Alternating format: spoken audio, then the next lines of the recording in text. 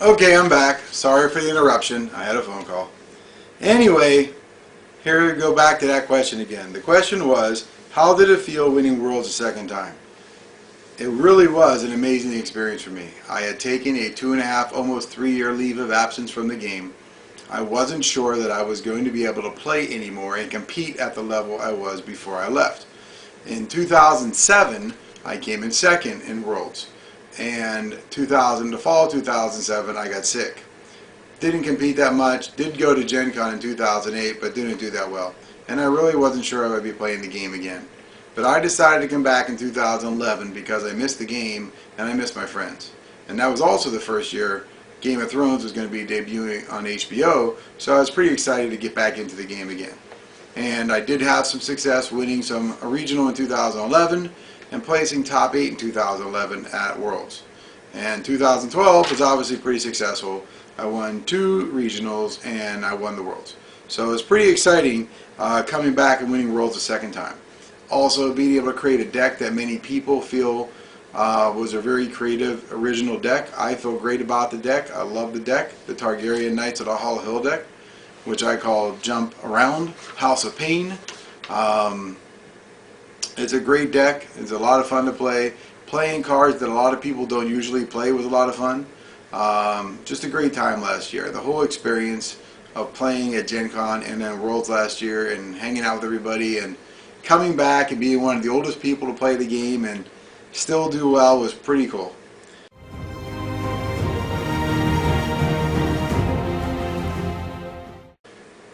You asked me, in Europe, the AGOT LCG fandom has grown enormously over these last years.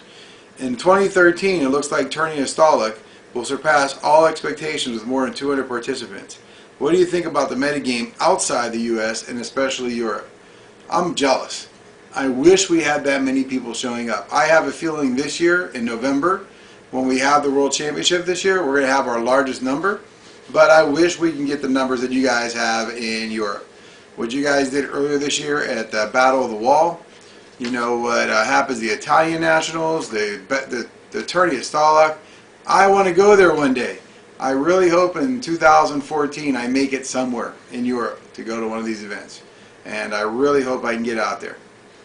I'm very jealous. I'm very impressed and very jealous.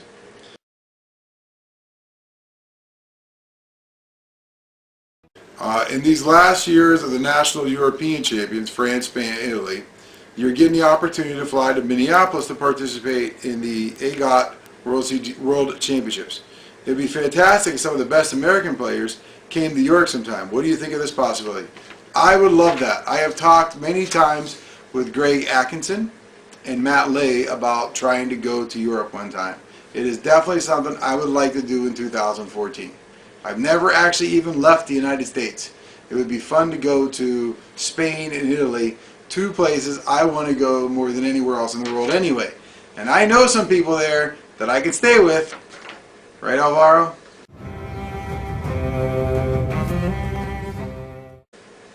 Number 9.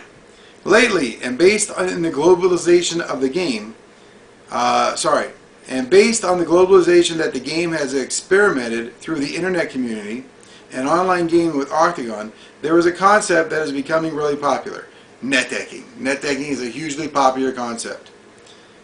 We personally believe the creation of a deck by a person is a fundamental aspect of his or her ability as a player. What do I think about net decking? I think net decking is good and bad. The good part of net decking is it's a good idea to take somebody's deck and play against it, play with it and play against it, because you learn a lot about the community by playing different decks. You learn how to make your decks better by playing somebody else's deck. So personally, I like net decking for that because it is an educational opportunity for many people. The thing I don't like about it is sometimes people don't become original anymore. They don't actually try things. They don't try to make their own deck. When I made my deck for Worlds last year, I tried to make a pretty original deck. Now, Knights of the Hollow Hill is not an original idea. Playing Targaryen and using ambush is not an original idea. But all the recursion that I tried to put into it, some of the plots I played in the deck, some of the characters or cards I put in were definitely different. So I try to make my decks original. Sometimes I look at the decks on AGOT cards, for example, and try to build my own version and make changes. That I think is great. Everyone needs to personalize everything. But to just completely take a deck and copy it and use it as your own, I'm not a big fan of that. I don't like that. And I don't think you become a very good player by doing that.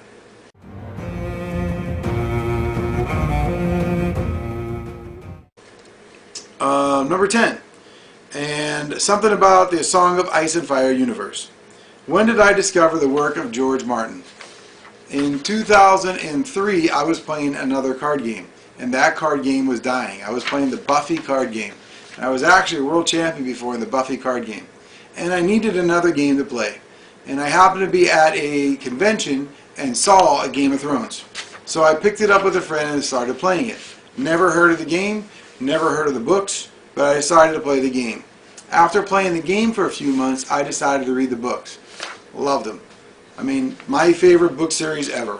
So now I'm a huge Game of Thrones fan, aside from the card game, but of course the Westeros universe, the whole A Song of Ice and Fire universe. I love it. It's a huge part of my life. So, I love everything about it.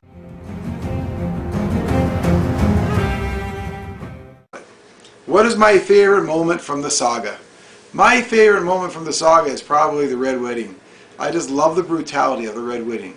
That George R. R. Martin had the balls to be able to kill a really popular character, even more than killing Eddard. And killing a character when everything looked like it was going so well for him. I just love when Martin rips out the hearts of people, because it's something that a lot of authors don't do. So the Red Wedding is probably one of my favorite scenes in the whole entire book series.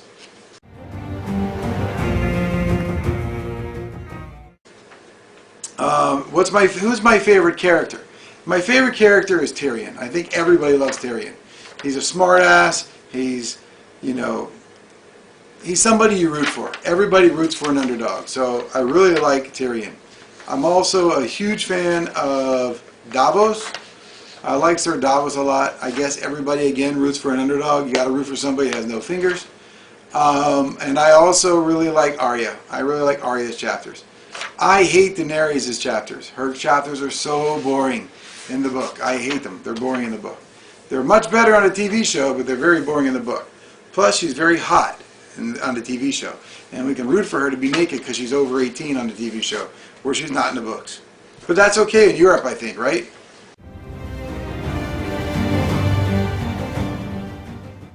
Anyway, I won both of my championships by playing Targaryen. Is this my favorite house? In the books, my favorite house is actually Stark.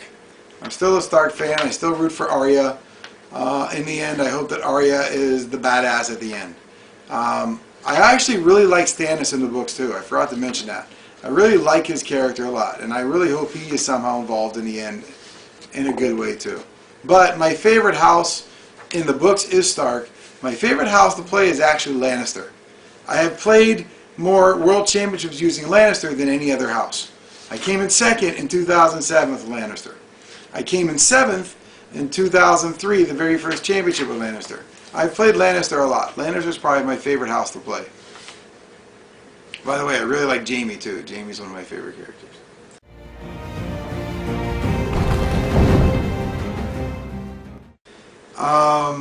What do I think of the future of AGOT LCG? I think the future is amazing.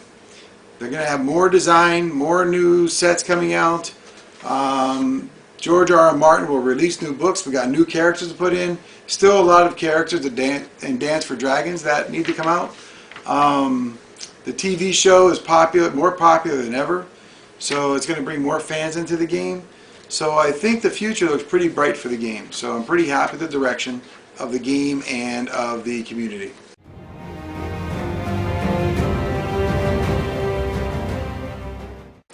And lastly, and I can't say too much, but can I tell you something about my card I get to design for winning the 2012 World Championship? Yes, I can tell you something. I don't know how much I'm allowed to say, but since you're putting it in Spanish and in Europe, people from the United States might not even see it. But I will give you guys a special sneak preview. It has something to do with this house. I get to create a card that's never been created before. I have a character who was not alive before the books began. So I wonder who that could be. Let's just say he has a very, very fiery attitude. And I hope that I'm involved in fire in some way on the card. That's all I can say. So I hope that you enjoyed this interview. And I hope to see Alvaro and many other of you come to Minneapolis in November, in Minnesota. So it's a good time, a great game, and I really love the European community, and I hope I get to meet some of you in person. That's it. Thanks a lot.